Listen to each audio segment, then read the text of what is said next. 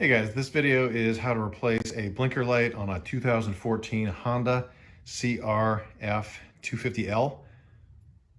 Now I'm going to apologize ahead of time because I wasn't planning on doing a video on this, but I couldn't really find a whole lot dealing with this particular make and model of bike.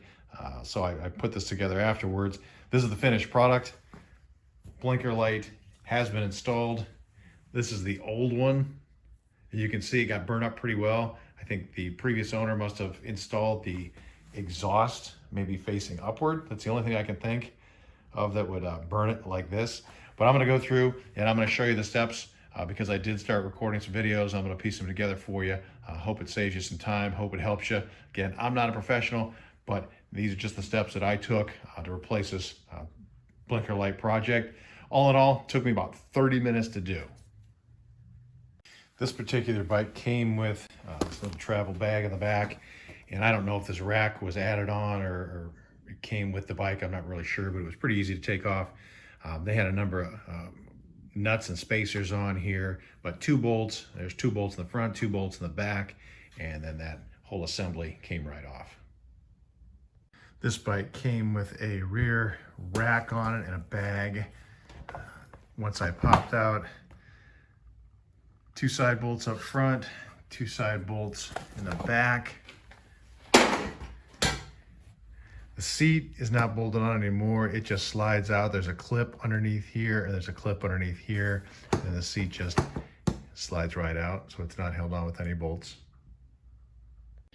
Fender comes off pretty easy. Once these bolts are out, these sides just snap right off.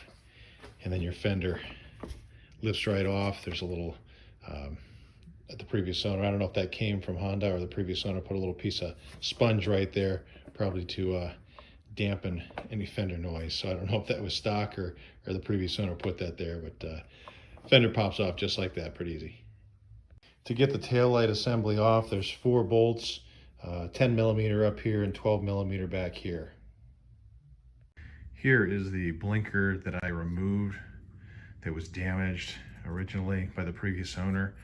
I think they must have put the exhaust on wrong and somehow it burnt the inside of the blinker. I removed that and this whole bracket basically came off. A little bit of cable in here. There was a